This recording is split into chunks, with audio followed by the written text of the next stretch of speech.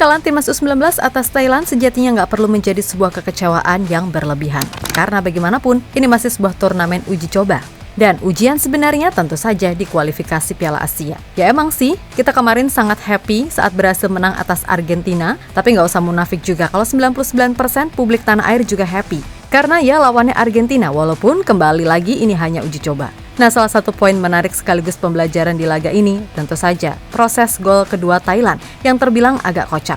Jelas ini masih menjadi perdebatan, apakah gol tersebut semisal terjadi di turnamen resmi sah atau tidak. Meskipun begitu diketahui kalau sang wasit usai laga langsung meminta maaf kepada pihak Indonesia karena usai gol tersebut, emosi pemain Indonesia ikut naik, sehingga sedikit banyak menjadi pemicu keributan di penghujung laga.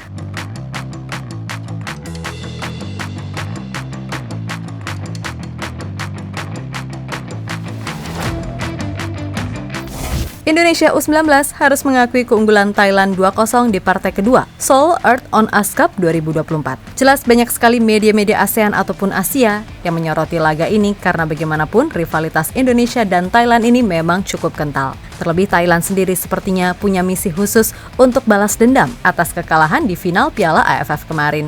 Terbukti di saat Coach Indra melakukan rotasi besar-besaran, Thailand tetap menurunkan komposisi yang kurang lebih sama saat mereka dihajar Korea Selatan di partai perdana. Atas dasar itulah tak sedikit yang melempar sarkas ke Thailand, yang bermain seolah-olah ini adalah final AFF bagi mereka.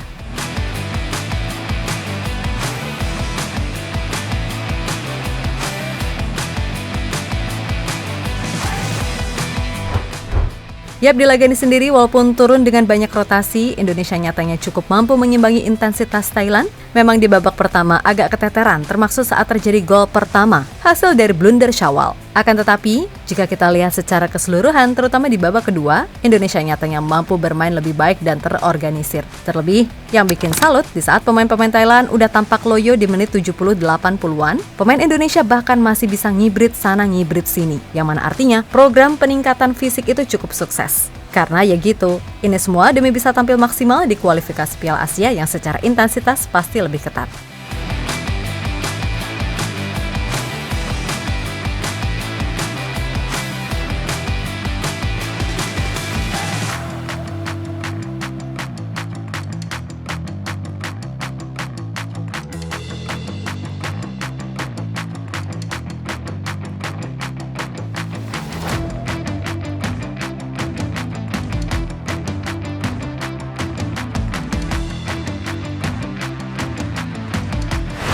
Lebih lanjut, hal lain yang menjadi sorotan di laga ini tentu saja proses gol kedua dari Thailand. Ya emang sih prosesnya agak kocak, bisa-bisanya wasit nyeruduk pemain Indonesia sampai mental gitu.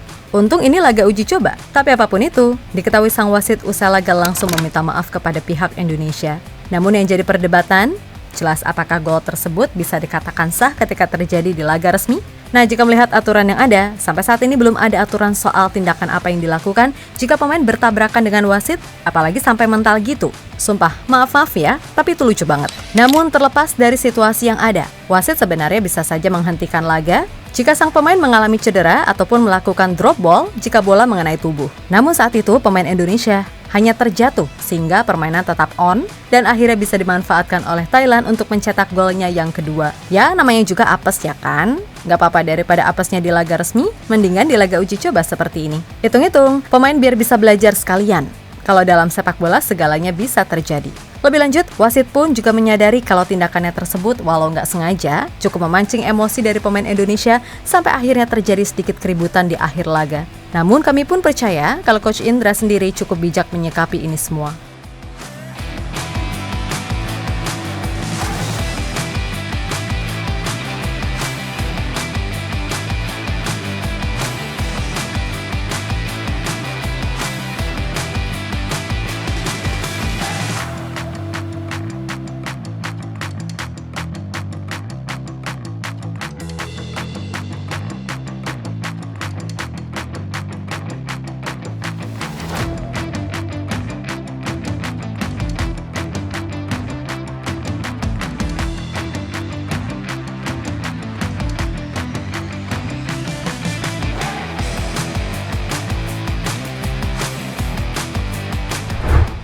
Yap, terlepas dari apapun, meskipun ini sifatnya masih turnamen uji coba, tapi tetap ada catatan-catatan evaluasi agar kedepannya bisa lebih baik. Di mana setidaknya ada 3 catatan kelemahan timnas U19 yang terlihat di laga ini. Dilansir dari bola.com, kualitas passing masih menjadi hal yang perlu ditingkatkan. Karena beberapa kali, pemain Indonesia ini masih sering banget salah passing. Gameplannya sih udah benar dari Coach Indra, tapi kadang eksekusi dari pemain lah yang membuat gameplan itu nggak maksimal. Kemudian soal pengambilan keputusan yang masih terburu-buru. Beberapa kali Indonesia mendapatkan momen bagus untuk menciptakan peluang besar dan gol.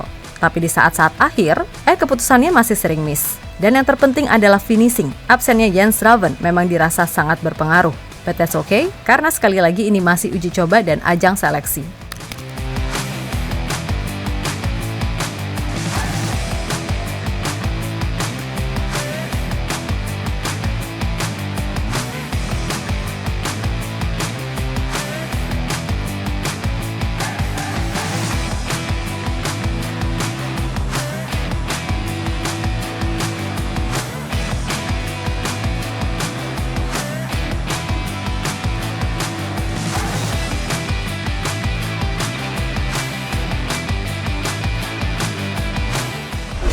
Ya, pada intinya, semoga di laga terakhir melawan tuan rumah Korea, penampilan pemain U19 bisa jauh lebih bagus.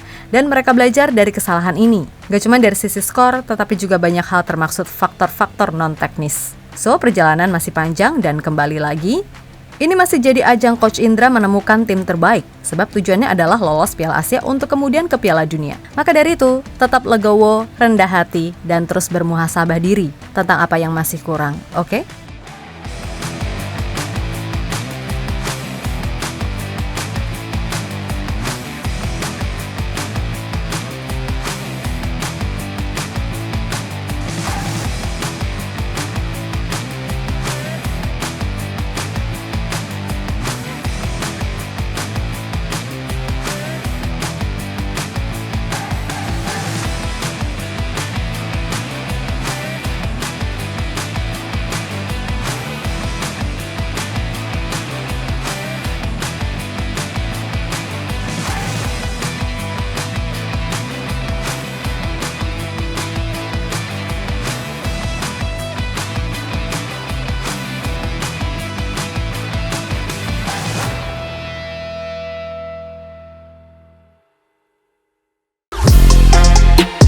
Halo, izin iklan sebentar ya guys. Jadikan ruangmu bernuansa timnas. Temukan beragam poster dinding, sepak bola dan timnas dengan desain menawan, kualitas premium dan harga yang tidak akan menguras kantong. Segera klik link Shopee di deskripsi video ini dan dukung timnas dengan sepenuh hati.